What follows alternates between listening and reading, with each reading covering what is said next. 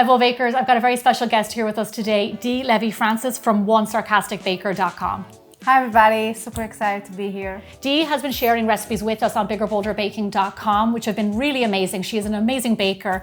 However, she is here today because she brought out this amazing book, Baking Science. Do you want to tell us a little bit about your book? Yes, I'm excited about this book because not only it's full of recipes, it talks about the science of baking and how you can elevate it while bake and have fun. Yeah, so Dee goes next level science. So chocolate pancakes are what we're making today from your book. Tell us a little bit about it. Okay, so we all love chocolate, we all love pancakes, but this recipe has any secret ingredients that really takes it to the next level, and let's do it. Okay, let's go find out.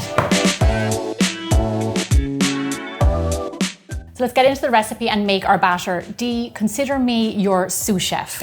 So you just tell me what to do and I will do it. All right, so it doesn't get easier than pancakes. You mix all your dry ingredients, and then you mix all of the wet ingredients, and then you mix them together, and you're done. Perfect. All right, so we're gonna start with flour. So flour is gonna be our binder. It's gonna be what gives us all the structure.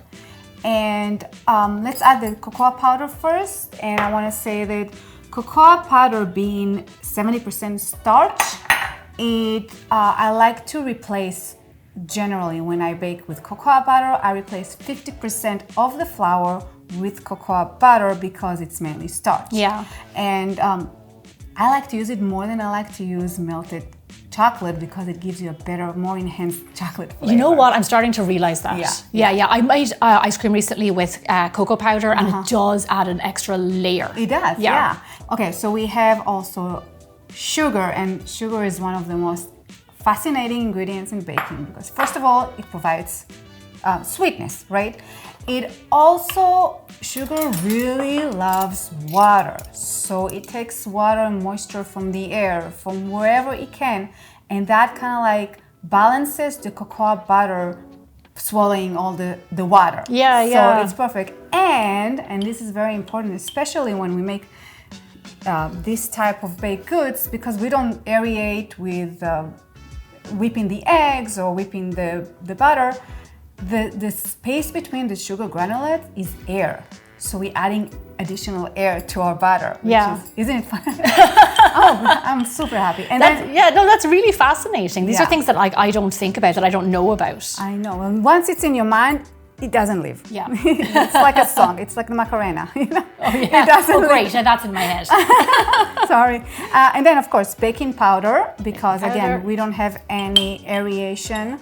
So that's about it. And then we're gonna mix it. We're gonna do take a minute, take your time doing it because you don't wanna have clumps of baking powder or clumps of chocolate. And then we're gonna set it aside.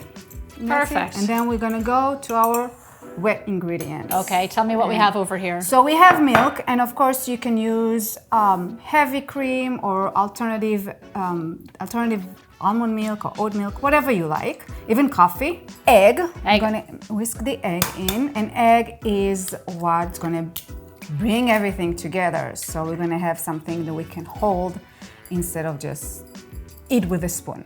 We're gonna add the vanilla. Vanilla. I love vanilla. I know. Do you use a lot of vanilla in your baking? I do. Unless I'm out of it, but I do. Sometimes put that a little bit behind my ear because I love the smell. Is that why you smell so good? Oh yeah. I know. Forget about the high fancy. Just a little bit of vanilla. Yeah. And we're gonna use olive oil. Okay, so talk to me about this. Okay. So in general, you don't have to use any fat when it comes to pancakes. Yeah.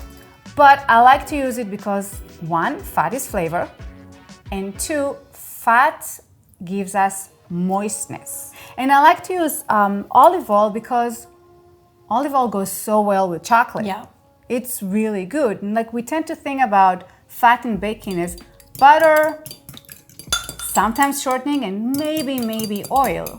But fat is such an important ingredient, and we can add so many options. It's you can play with it so much. You can use any type of oil because it has different flavors and it has different color, and you can use butter or shortening or grapeseed oil or olive oil. It's just I love it. Yeah, I read that in your book, which I just find fascinating because I will admit that recently I have only started baking with olive oil, and not just in olive oil cakes, but one of my favorite recipes on my website is for a chewy chocolate chip cookie, and the main ingredient in that is olive oil. Did you like those? Oh my God. I was going, what else are you going to say? Did you like those? I have some in the fridge right now. Good. Oh my God. I adore them, and that like nuttiness. It's not the nuttiness and saltiness that you get from the olive oil. Okay, so tell me what's next, chef? We're gonna pour the liquid over the dry and mix it all together. Now, when it comes to this type of baked goods, which is pancakes, quick breads, and muffin, the important thing is like to mix just until the dough is hydrated, the batter is hydrated, and the lumps. Do not get rid of the lumps. Do not be scared. Like you're not gonna have lumps in your mouth. The lumps, like we said, with the sugar, contain the air. Yeah. So if you get rid of the lumps, you get rid of the air, and then you're gonna have flat pancakes. Yeah. Not only flat, they're gonna be chewy because you develop too much gluten. How is this looking, Deet? I'm afraid now. Is that okay? You can just. Will I just scoop that a little bit? Oh, I could do a little. And you see the baking powder is already working. I can see it's already activated. But it's fine. But it's double acting a bit, right? Yes. So it's gonna. It's still gonna activate. Activate in the. Great. As we do it. And now we can cook it. Okay, so let's head over to the griddle and cook these off. Let's do it. So whatever fat you use, whether it's oil, butter, or spray oil, make sure that you wipe it. Otherwise, all the excess is going to make it very hard to flip the pancakes. And that tip I learned from Gemma. Oh. So you scoop a third of a cup or more or less, depending how big or how small you want it to be. And for about 3 minutes, the pancakes should go from very glossy to like matte, and with some bubbles on the top. So Dee, tell me how you got into baking. Okay, so I think I've always had a very sweet tooth, always, and I think baking is kind of like an extension. I didn't start really baking until 2008 when I moved to the States from Israel. Very quickly became like an obsession. Yeah. And I know you know what I'm talking about. Either you bake, you think about baking, you talk about baking, or you dream about baking. Yeah. Like, that's it. Ever since then, I'm like, I'm not turning back. I'm going to focus everything on baking. And I started reading, researching, taking classes, experimenting, and that was it. I think, as the older I get, the more I want to educate myself about like what you really hone in on. It's just more and more important to me, especially because we put recipes out there on a daily basis. We get questions like, why is this happening? Why is that happening?